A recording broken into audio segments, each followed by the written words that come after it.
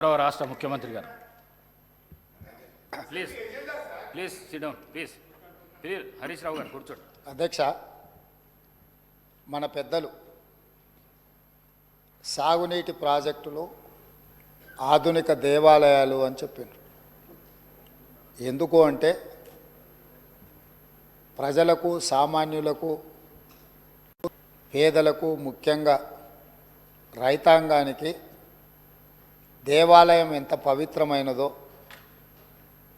మనం ఏదైనా ఆపదలో ఉంటే దేవుడిని కోరుకుంటే ఆపద నుంచి గట్టెక్కిస్తాడనే ఉద్దేశంతో కష్టాలలో, కన్నీళ్లలో, ఆకలితో, ఆత్మహత్యలతో అల్లాడుతున్న రైతాంగం కోసం సాగునీటి ప్రాజెక్టులు నిర్మించి ఎడారుగా బీటలు వారిన పొలాలను పచ్చని పైరులతో పండించాలన్న ఉద్దేశంతో సాగునీటి ప్రాజెక్టులు ఆధునిక దేవాలయాలు అని పెద్దలు చెప్పారు.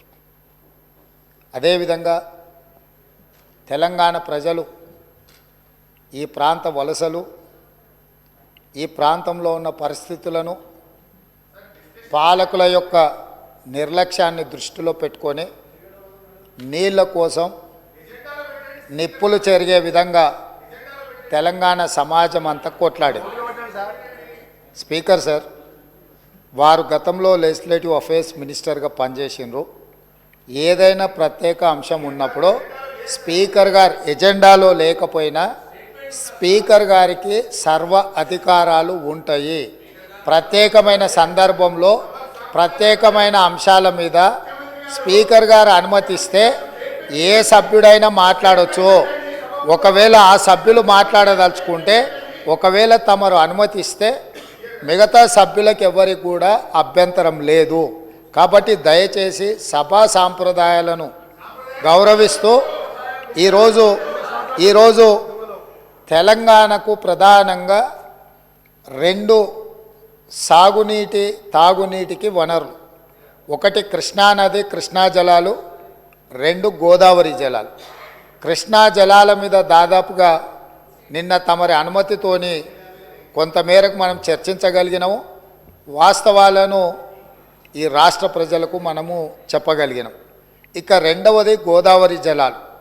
గోదావరి జలాల మీద మీకు తెలుసు, ఆనాడు తమరు మంత్రిగా ఉన్నప్పుడే డాక్టర్ వైఎస్ రాజశేఖర రెడ్డి గారు, ఆనాడు పెద్దలు దేవేందర్ గౌడ్ గారు ఆదిలాబాదు నుంచి చేవెళ్ళ వరకు పాదయాత్ర చేసి తెలంగాణ ప్రాంతాన్ని సస్యశ్యామలం చెయ్యాలి అని అంటే ప్రాణహిత చేవెళ్ళ నిర్మించాలి అని చెప్పి వారు పాదయాత్ర చేపట్టడం జరిగింది. ఆనాటి ప్రభుత్వం ఈ ప్రాంత ప్రజల యొక్క ఆలోచనను దృష్టిలో పెట్టుకొని ప్రాణహిత చేవెళ్ళ ప్రాజెక్టును ఆ రోజు ప్రారంభించడం జరిగింది. ఆ రోజు దాదాపుగా మొదట 12 లక్షల ఎకరాలు అనుకొని తర్వాత 14 లక్షల పైచిలకు ఎకరాలతోని 38,500 కోట్ల రూపాయలతో 2008లో టెండర్ పిలవడం జరిగింది. పనులు ప్రారంభమైనవి. అదేవిధంగా ప్రాణహిత చేవెళ్లకు డాక్టర్ బాబాసాహెబ్ అంబేద్కర్ గారి పేరు పెద్దలు వెంకటస్వామి గారి సూచనతో ఆ రోజు వారు విజ్ఞప్తి చేస్తే ఆనాడు ప్రాణహిత చేవెళ్ల పేరు డాక్టర్ బాబాసాహెబ్ అంబేద్కర్ గారి పేరు జోడించి పెద్దలు వెంకటస్వామి గారి సూచన మేరకు ఆ ప్రాజెక్టును పనులు ప్రారంభించారు. తెలంగాణ రాష్ట్రం వచ్చే వరకు ప్రాణహిత చేవెళ్ళ పనులు ప్రారంభించి చేవెళ్లలో మీకు తెలుసు 1000 కోట్ల రూపాయల పనులు జరిగినాయి. ప్రభుత్వం తెలంగాణ రాష్ట్రం వచ్చి ప్రభుత్వం మారినాక కొంతకాలానికి అధికారంలో ఉన్న వాళ్లకు రీడిజైనింగ్ అనే ఒక బ్రహ్మ పదార్థాన్ని కనిపెట్టారు. ఆ బ్రహ్మ పదార్థంతోనే తుమ్మిడిహెట్టి దగ్గర నిర్మించాల్సిన ప్రాజెక్టును వివిధ మార్పులకు, చేర్పులకు దారితీసి చివరికి మేడిగడ్డ, అన్నారము, సుందిల్ల ఇక్కడ బ్యారేజులు కట్టి మేడిగడ్డ నుంచి లిఫ్ట్ చేసి అన్నారంలో పోస్తాం, అన్నారంలో నుంచి లిఫ్ట్ చేసి సుందిల్లలో పోస్తాం, సుందిల్లలో నుంచి నీళ్లు లిఫ్ట్ చేసి మిడ్మానేర్లో పోస్తాం, అక్కడి నుంచి మిగతా ప్రాంతాలకు నీటిని తరలిస్తామని చెప్పి ప్రాజెక్టు రీడిజైనింగ్ అని ఒక బ్రహ్మ పదార్థాన్ని కనిపెట్టి 38,500 కోట్ల రూపాయల అంచనాతో ప్రారంభమైన ఈ పనులను 1,47,000 కోట్ల రూపాయలకు పెంచింది అధ్యక్ష. అది కూడా పూర్తి డీటెయిల్ ప్రాజెక్ట్ రిపోర్ట్ ఉందా అంటే అది కూడా లేదు. ఇప్పటికీ 1,47,000 కోట్ల రూపాయలకు చేరింది. అది ఇంకా భవిష్యత్తులో పూర్తి చేయాలంటే 2.5 లక్షల కోట్లు అయిద్దా ఎంత అవుతా ఇంతవరకు అంచనాలు వేయడానికి కూడా సాహసం చేసే పరిస్థితి లేదు. సరే, అంచనాలు ఎట్లా పెంచిండ్రు, ప్రాజెక్టు రీడిజైనింగ్ ఎట్లా చేసిండ్రు, సాంకేతిక పరమైన అంశాలేంది, సాంకేతిక నిపుణులు ఇచ్చిన ప్రాజెక్టు డిజైన్ ఏంది, దాని తర్వాత జరిగిన నిర్మాణం ఏంది, నిర్మాణం తర్వాత జరిగిన నిర్వహణ ఏంది, ఇవన్నీ ఒక్కెత్తైతే ఈరోజు మేడిగడ్డ బ్యారేజ్ అనేది కుంగిపోయింది అధ్యక్ష. కుంగిపోయినప్పుడు గతంలో ఉన్న ప్రభుత్వం ఏం చెప్పింది, బ్యారేజ్ కింద ఇసుక కదిలింది, ఇసుక కదిలితే ప్రాజెక్టు కుంగింది అని చెప్పిండ్రు అధ్యక్ష. నేను తమరి ద్వారా అడుగుతున్న అధ్యక్ష, ఇసుకలో పేక మేడలు కట్టిండ్రు అధ్యక్ష. ఇసుక కదిలేటట్ల ప్రాజెక్టు బ్యారేజు కట్టి 1,000 కోట్ల రూపాయలు ఖర్చు పెట్టి ఈరోజు అది కుంగిపోయితే చుట్టూత పోలీసు పహారాలు, వాఘా బార్డర్లో కూడా అంత పోలీసు పహారాలు లేవు. అంటే భారత్ పాకిస్తాన్ సరిహద్దులో వాఘా బార్డర్ ఉంటుంది. అంటే పాకిస్తాన్లోకి వెళ్ళాలి అని అంటే అక్కడ మొత్తం శత్రు దుర్భేద్య విధంగా పహారాలు కాస్తుంటారు పోలీసులు, అక్కడ ఉండే ఆర్మీ. అంతకంటే ఈ మేడిగడ్డ ప్రాంతంలో పిట్ట కూడా ఎగరడానికి వీలు లేకుండా ఆనాటి ప్రభుత్వం ఆ కుంగిన బ్యారేజ్ను ఎవరిని చూడకుండా దాన్ని దాచిపెట్టినరు. దాంతో కేంద్ర ప్రభుత్వం దీనికి సంబంధించి ఫిర్యాదులు అందిన నేపథ్యంలో నేషనల్ డ్యామ్ సేఫ్ అథారిటీ అధికారులను పంపించి ప్రాథమికంగా ఆ ప్రాజెక్ట్ ఏం జరిగిందో చూసి ఒక నివేదిక ఇచ్చిండ్రు. ఆ కేంద్ర ప్రభుత్వం నుంచి ఇచ్చిన సాంకేతిక నిపుణులు ఇచ్చిన నివేదికను కూడా గత ప్రభుత్వం తప్పుపట్టింది. ఆ తర్వాత కాంగ్రెస్ అధికారంలోకి వచ్చిన తర్వాత అక్కడ జరుగుతున్న పరిణామాల నేపథ్యంలో కొంతమంది అధికారులు ఆఫీసుల నుంచి ఫైల్స్ మాయం చేసిందని టీవీలలో పేపర్లలో పెద్ద ఎత్తున వచ్చింది. తక్షణమే ప్రభుత్వం తేరుకొని విజిలెన్స్ అండ్ ఎన్ఫోర్స్మెంట్ అధికారులను మీరు ఆ ఫైళ్ళు మాయమవిన ఏమి మాయమైనాయి, ఎవరు మాయం చేసిండ్రు, అదేవిధంగా మేడిగడ్డ అన్నారం ప్రాజెక్టులలో జరిగిన అవకతవకల మీద మీరు ఒక నివేదిక తయారు చేయండి అని చెప్పి ప్రభుత్వం ఆదేశాలు ఇవ్వడం జరిగింది. సాగునీటి పారుదల శాఖ మంత్రి ఉత్తమ్ కుమార్ రెడ్డి గారు సూచన మేరకు ఈ ఆదేశాలు ఇచ్చినాం. వాళ్ళు పూర్తి స్థాయిలో వీటన్నిటిని పరిశీలించి ప్రాథమికంగా ఒక నివేదిక ఇచ్చారు. అందులో తీసుకున్న నిర్ణయాలు కానీ, లోపభూయిష్టమైన నిర్మాణాలు కానీ, నిర్వహణలో జరిగిన నిర్లక్ష్యానికి సంబంధించిన చాలా విషయాలను వాళ్ళు నివేదిక ఇచ్చిండ్రు. ఆ నివేదిక నేపథ్యంలో ఇప్పటి వరకు చాలామందికి సభ్యులకు కానీ రాష్ట్ర ప్రజలకు కానీ అక్కడ ఏం జరిగిందో ఏమైందో సంపూర్ణమైన సమాచారం లేదు. ఈరోజు కొత్తగా ఎన్నికైన శాసనసభ్యులు సగానికి పైగా ఉన్నారు. కొంతమంది సీనియర్లు ఉన్న ఈ ప్రాజెక్టులు నిర్వహణ పట్ల వాళ్ళకి ఏ మేరకు దాని మీద పట్టుందో మాకు తెలియదు. అందుకే మేము ఒక మంచి ఆలోచన చేసి ఉప ముఖ్యమంత్రి గారు ఆ మంత్రిని శాసనసభ నియోజకవర్గం నుంచి ఎమ్మెల్యేగా ఎన్నికై ఈరోజు మంత్రిగా IT and industries legislative affairs మినిస్టర్గా ఉన్న దుద్దిల్ల శ్రీధర్ బాబు గారు మనల్ని అందరినీ అక్కడికి రాండి, మీరందరూ చూడండి, అక్కడ ఏం జరిగిందో తెలుసుకోవాల్సిన బాధ్యత ప్రతి శాసనసభ్యుడు శాసనమండలి సభ్యుల మీద ఉన్నది. రేపు ఈ సభలో జరగబోయే చర్చలో కల్లారా చూసి ఇచ్చిన నివేదికల మీద మనం చర్చ చేపట్టాలి అని చెప్పి వారు సూచన చేసిండ్రు. ఈరోజు మంత్రి గారు కూడా నిన్న అంతకంటే ముందు మొన్న ఇదే సభలో మంత్రి గారు కూడా అధికారికంగా లేఖలు రాసిండ్రు. ఇంక్లూడింగ్ ప్రధాన ప్రతిపక్ష నాయకుడు కల్వకుంట్ల చంద్రశేఖరరావు గారికి, అదేవిధంగా భారతీయ జనతా పార్టీకి, ఎంఐఎంకు, సిపిఐ సభాపక్షాలకు అందరికీ కూడా ఉత్తమ్ కుమార్ రెడ్డి గారు లేఖ రాసి ఈరోజు 10 గంటలకు సభా సమావేశాన్ని ఏర్పాటు చేసుకొని దీని మీద ఆహ్వానం పలికి ఆ తర్వాత మనము అక్కడికి బయలుదేరదామని చెప్పడం జరిగింది అధ్యక్ష. ఈ నేపథ్యంలో ఈరోజు మనమందరం మంతనికి వెళ్ళి మేడిగడ్డ బ్యారేజీను చూసి వాటి వివరాలన్నిటినీ తెలుసుకొని కల్లారా చూసి విజిలెన్స్ ఇచ్చే నివేదికను అక్కడ వాళ్ళు శాసనసభ్యులకు శాసనమండలి సభ్యులకు వివరించిన తర్వాత మంత్రులతో సహా అది చూసి వచ్చి రేపో ఎల్లుండో తమరి అనుమతితో సాగునీటి పారుదల శాఖ మంత్రి గారు శ్వేతపత్రాన్ని సభలో పెట్టబోతున్నారు, చర్చకు తీసుకురాబోతున్నారు.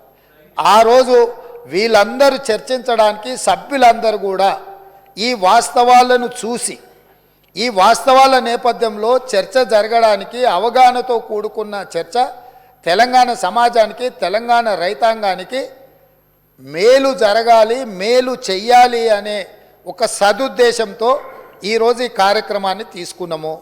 నేను ప్రధాన ప్రతిపక్ష పార్టీ అయిన బీఆర్ఎస్కు మాజీ ముఖ్యమంత్రి శ్రీ కల్వకుంట్ల చంద్రశేఖరరావు గారికి నా విజ్ఞప్తి, మీరు మీ శాసనసభ్యులు, ఎందుకంటే ఈ అద్భుతం, ఈ మ్యాన్మేడ్ వండర్ ప్రపంచంలోనే అద్భుతమని ఇక్కడ కాదు, న్యూయార్క్ స్క్వేర్, న్యూయార్క్ టైమ్స్, న్యూయార్క్లో అక్కడ పెద్ద పెద్ద డిస్కవరీ ఛానల్స్తో పాటు న్యూయార్క్లో కూడా అక్కడ ప్రపంచంలో అద్భుతాలను ప్రదర్శించే దగ్గర కూడా దీన్ని ప్రదర్శించారు. సంతోషం. తమరు ముఖ్యమంత్రిగా ఉన్నప్పుడు తమరి ఆలోచనతో, తమరి అనుభవంతో, తమ ఆదేశాలతో ఈ అద్భుతాన్ని ఆవిష్కరించారు కదా. ఈరోజు ఈ అద్భుతాన్ని తెలంగాణ ప్రజలు ఎన్నుకున్న శాసనసభ్యులు, శాసనమండలి సభ్యులకు చూపించేటప్పుడు వారే ముందుండి వారే ఏ విధంగా ఈ అద్భుతాన్ని సృష్టించినరో, దానికోసం వారు ఎంత శ్రమపడ్డారో, ఎన్ని రాత్రులు నిద్ర లేకుండా వారు గడిపినరో, వారి అనుభవాలను అన్నిటిని కూడా అక్కడ అందరికీ వివరించి చెప్తే తెలంగాణ సమాజానికి అంతా కూడా ఈ అద్భుతం అదేంది మన అక్కడ ఉన్నది కదా, మన ఏందన్న ప్రేమకు ప్రతీక ఉంటుంది చూడు, తాజ్మహల్ అంత అద్భుతాన్ని అక్కడ ఆవిష్కరించింది కాబట్టి కళ్ళారా చూసి మేము చూస్తే మా చెవులకు అందరికీ వీను విందుగా వారు చెప్పడానికి అవకాశం ఉంది. కాబట్టి ఈరోజు నేను తమరి ద్వారా మళ్ళొక్కసారి కల్వకుంట్ల చంద్రశేఖరరావు గారికి, గత సాగునీటి పారుదల శాఖ మంత్రి, తర్వాత ఆర్థిక శాఖ మంత్రి మిత్రుడు హరీష్ రావు గారికి, పెద్దలు కడియం శ్రీహరి గారు కూడా గతంలో సాగునీటి పారుదల శాఖ మంత్రిగా చేసిన అనుభవజ్ఞులు, తెలంగాణ సమాజంలో వారి పట్ల గౌరవం ఉన్నది. వారు నిష్పక్షపాతంగా అక్కడికి వచ్చి విశ్లేషించి తెలంగాణ సమాజానికి అక్కడ ఉన్న పరిస్థితులు, మేమేమంటున్నామంటే కాళేశ్వరం మీకు ఏటీఎంగా మారింది, మీ ఇంట్లో కనకవర్షం కురిసిందని మేము ఇక్కడ అనదలుచుకోలేదు. కాకపోతే అక్కడ ఏదైతే జరిగిందో, జరిగిన వాస్తవాలను తెలంగాణ ప్రజలకు తెలుసుకునే హక్కు, అధికారం లేదా అని నేను అడుగుతున్నా.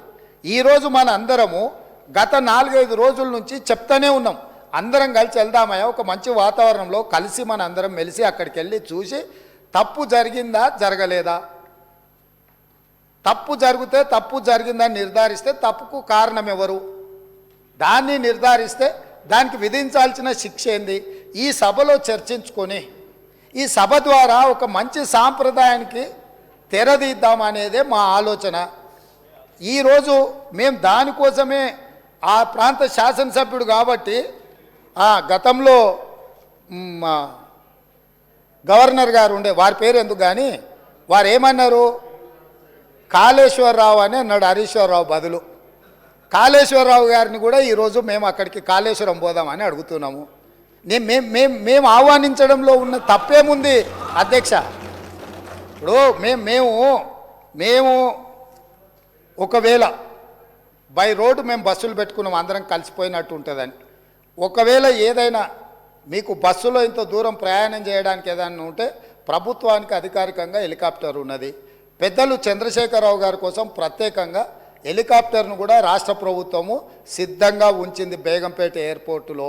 కాబట్టి దయచేసి దీన్ని వివాదాలకు తావియ్యకుండా మనందరం ఒక్క మాట మీద ఉండి, కూలిపోయిన మేడిగడ్డ గురించి, పేలిపోయిన వాళ్ళు కూలిపోయింది సార్, వారు ప్రశాంత్ రెడ్డి గారు ఆర్ఎండ్బి మినిస్టరు, వారు ఇట్లా మాట్లాడుడేంది, వీళ్ళే బాంబులు పెట్టి పేల్చిందని పోలీస్ స్టేషన్లో కంప్లైంట్ పెట్టిండ్రు. బాంబులు పెట్టి పేలిస్తే సింపుల్ లాజిక్ అధ్యక్ష, ఏదైనా బాంబులు పెట్టి పేలిస్తే శకలాలు గాల్లోకి ఎగురుతాయి అధ్యక్ష, భూమిలోకి పోవు. ఇది ఆలు రాసే అబ్బాయికైనా అర్థమైంది, బాంబులు పెట్టి పేలిస్తే గాల్లోకి ఎగురుతుంది అధ్యక్ష, భూమిలో కుంగదు. పోలీస్ స్టేషన్లో అట్లా కంప్లైంట్ పెట్టిండ్రు కాబట్టి ఇది బాంబులు పెట్టి పేల్చిండ్రా, లేకపోతే కింద ఇసుక కలిగి పిట్టగూడు కడితే, పీకమేడలు కడితే కుంగిందా, ఇవన్నీ కూడా సమాజం తెలుసుకోవాల్సిన అవసరం ఉంది. సభ్యులుగా చర్చించే ముందు మనందరం కూడా అక్కడికి వెళ్దాము. కాబట్టి దయచేసి సభాపక్ష నాయకుడిగా ప్రధాన ప్రతిపక్ష నాయకుడు శ్రీ చంద్రశేఖరరావు గారిని, అదేవిధంగా మాజీ సాగునీటి పారుదల ఆర్థిక శాఖ, ఎందుకంటే అన్ని నిధులు విడుదల చేసింది వారే కాబట్టి హరీష్ రావు గారిని మా పెద్దలు కడెం శ్రీహరి గారికి ఈ తెలంగాణ సమాజం పట్ల ఈ సమస్యల పట్ల సాగునీటి ప్రాజెక్టుల పట్ల వారికి ఒక అవగాహన ఉన్నది. వారిలాంటి వాళ్ళు చూసి విశ్లేషించి చెప్తే మేము కూడా కొంత నేర్చుకుంటాం. ఎందుకంటే అన్నీ మాకు తెలుసని మేము అనుకోం. మేమేం అపర మేధావులం కాదు. ఏదైనా మాకు తెలియంది ఉంటే అడిగి తెలుసుకుంటాం. శ్రీహరి గారు లాంటి వాళ్ళు అనుభవజ్ఞులు, తుమ్మల నాగేశ్వరరావు గారు లాంటి అనుభవజ్ఞులు గతంలో ఈ శాఖలలో మంత్రులుగా బాధ్యతలు నిర్వహించిన వాళ్ళు ఉన్నారు. కొత్త తరం నేర్చుకోవాల్సిన అవసరం ఉన్నది. నాకు కూడా శాఖలు ఎప్పుడు నేను నిర్వహించలేదు కాబట్టి నాకు కూడా నేర్చుకోవాల్సిన అవసరం ఉన్నది. నేర్చుకోవడానికి నేను సిద్ధంగా ఉన్నా కాబట్టి దయచేసి ఇక్కడ నుంచి మనం అందరం బయలుదేరి అక్కడ చూసి అక్కడ ఉన్న పరిస్థితులను అన్నిటిని కూడా అవగాహన చేసుకొని రేపో ఎల్లుండో తమరి అనుమతి తీసుకొని మంత్రి గారు శ్వేతపత్రం ప్రవేశపెడతారు. శ్వేతపత్రంలో తెలంగాణలో ఉన్న ప్రాజెక్టులు అన్నిటి మీద చర్చ చేద్దాం. అదేవిధంగా కాళేశ్వరరావు గారి మీద వీటి మీద చర్చ చేద్దాం. ఇది ఎవరెవరికి ఏటీఎంగా మారింది, దీని సంగతి ఏంది, దీని కథ ఏంది, దీని కమామిస్ ఏంది ఈ సభలో చర్చించుకుందామని తెలియజేస్తూ తమరు అవకాశం ఇచ్చినందుకు ధన్యవాదాలు తెలియజేస్తూ అందరినీ రావాల్సిందిగా ప్రత్యేకంగా అందరినీ రావాల్సిందిగా మళ్ళీ మీరు రేపో ఎల్లుండి అనుమతి ఇచ్చినప్పుడు దీని మీద చర్చ చేయడానికి మీరు అవకాశం ఇవ్వాల్సిందిగా కోరుకుంటున్నాను అధ్యక్ష.